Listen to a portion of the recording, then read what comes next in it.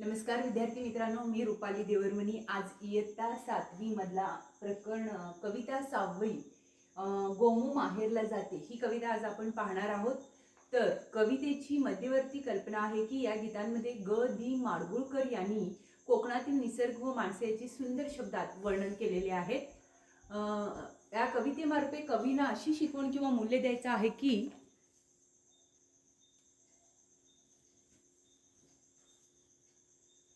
तर महाराष्ट्रातील प्रत्येक प्रदेशाचा निसर्ग हा वेगळा आणि मनोहारी आहे। अतिशय सुंदर असा निसर्ग प्रदेश असून विद्यार्थ्यांनी ठिकठिकाणच्या निसर्गाचा आनंद लुटावा याची जाणीव या कवितेद्वारे कवीनं दिलेली आहे।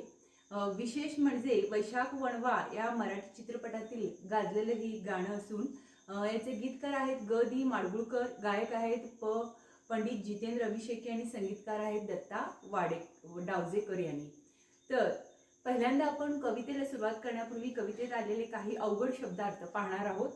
तर घोवाला म्हणजे नवऱ्याला किंवा पतीला म्हटलं जातं, दावा म्हणजे दाखवा, तीर म्हणजे काठ, नदी किनारा, काळजात म्हणजे मनात हृदयात, मापवा म्हणजे मापा मोजा, खलबत म्हणजे छोटी होडी नौका, खोड्या म्हणजे खोडकरपणा, झणी म्हणजे पटकन लवकर, नाखवा म्हणजे नावाडी, धरणी म्हणजे धरती किंवा जमीन म्हटलं जातं, अवखळ म्हणजे चंचल, अबोली म्हणजे फूल, सेंदरी रंगाचा फूल असतो त्याला अबोली म्हटलं जातं, जे मोगराच्या फुलांमध्ये मिक्स करून आपण गजरा वगैरे बनवत असतो, शीड म्हणजे होडीला दिशा मिळावी म्हणून उंच डोरकाठीला बांधलेलं कापड।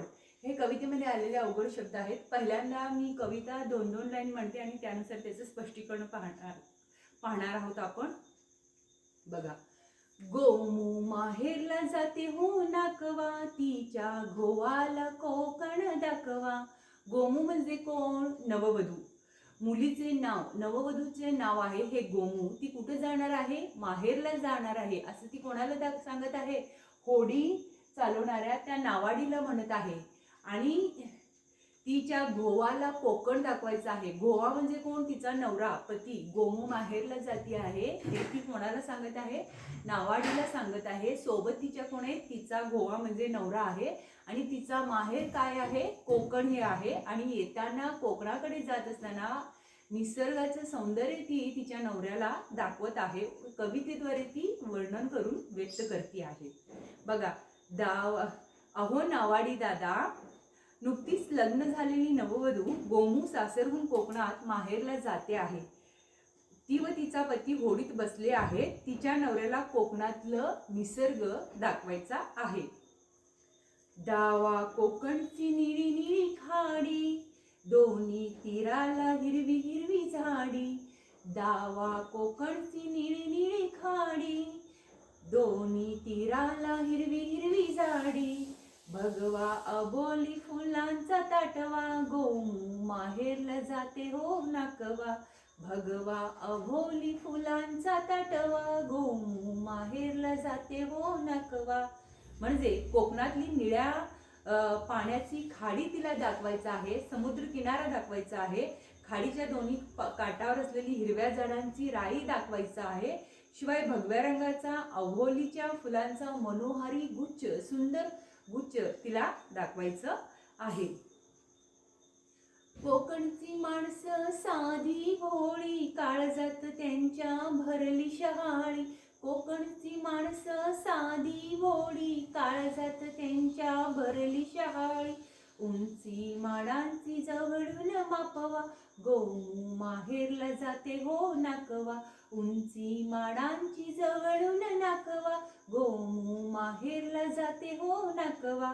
म्हणजे कोकणात राहणारी माणसे ही अगदी साधी भोळी सरळ भाबडी सरळ स्वभावाची असून त्यांच्या मनात जणू कोवळ्या नारळाच्या शहाळ्यासारखे, शहाळे म्हणजे नारळाचं कोवळं नारळ आणि ते गोडसर असतं त्या भागाला म्हटलं जातं शहाळ्याचं, म्हणजे गोड पातळ तो खोबरच आहे।